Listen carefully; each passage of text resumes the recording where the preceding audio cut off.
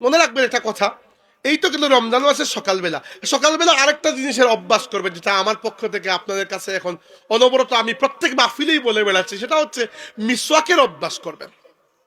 মিসওয়াক রোজা অবস্থায় করা যায়, এতে কোনো সমস্যা নাই। টুথপেস্ট দিয়ে আপনি রোজা অবস্থায় ব্রাশ করবেন না, এটা মাকরুহ। গলা পর্যন্ত চলে গেলে তো আর রোজাই ভেঙে যাবে। কিন্তু মিসওয়াক আপনি যে কোনো সময় করতে পারেন, এতে কোনো সমস্যা নাই। আর মিসওয়াক এত উপকারী, সবচেয়ে বড় উপকার কি জানেন? আল্লাহ নবী বলেছেন, যে মুখে মিসওয়াক করা হয় ওই মুখকে আল্লাহ পছন্দ করেন। খালাস, এরপরে আর কোনো কাহিনী লাগে করা? আল্লাহর রাসূল সাল্লাল্লাহু আলাইহি ওয়াসাল্লাম জীবনের সর্বশেষ যে কাজ করেছে সেটা হচ্ছে মিসওয়াক। ইন্তেকালের ঠিক আগ মুহূর্তে তিনি যখন আমাদের মা আয়েশা সিদ্দিকা রাদিয়াল্লাহু আনহার মানে ঘরে, তখন আয়েশা সিদ্দিকা রাদিয়াল্লাহু আনহার ভাই আব্দুর রহমান ইবনে আবু বকর রাদিয়াল্লাহু আনহু আল্লাহর রাসূলকে দেখার জন্য ঘরে এসেছেন ইন্তেকালের ঠিক আগ মুহূর্তে। তার হাতে একটা মিসওয়াক ছিল। আল্লাহর রাসূল ওই মিসওয়াকের দিকে এমন ভাবে তাকিয়েছেন, আয়েশা সিদ্দিকা বুঝতে পেরেছেন। তিনি তার ভাইকে বলেছেন, ভাই মিসওয়াকটা আমার কাছে দেন। ভাই দিয়েছেন।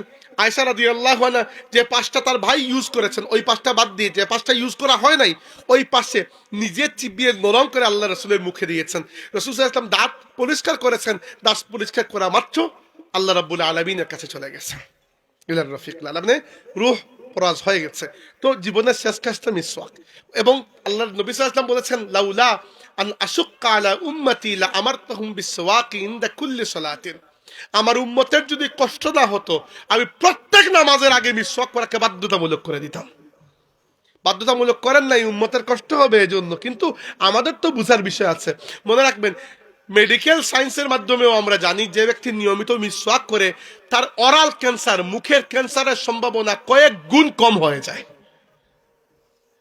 অনেক মানুষ আছে বাংলাদেশে, আমরা পান খাই বা ইত্যাদি, মিসওয়াক করবেন, মিসওয়াক রোজা। এবং মিসওয়াক বুঝতে পারছেন তো আপনারা নিশ্চয়ই যে এটা নিজের ব্যবহারের জন্য, বেচার জন্য তো নয়।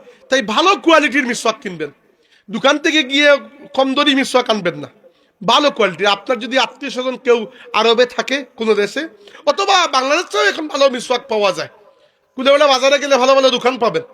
মিসওয়াক, ভালো মিসওয়াক কিনে আনবেন, দামি মিসওয়াক, পারলে জয়তুন গাছের মিসওয়াক বা আরাকের মিসওয়াক দিয়ে রাসূল সাল্লাল্লাহু আলাইহি ওয়াসাল্লাম মিসওয়াক করতেন প্রায় সময়, অথবা অন্য কোনো গাছের ইয়ে দিয়ে মিসওয়াক করতে পারেন, কিন্তু সেটা ভালো হতে হবে, ভালো কোয়ালিটির।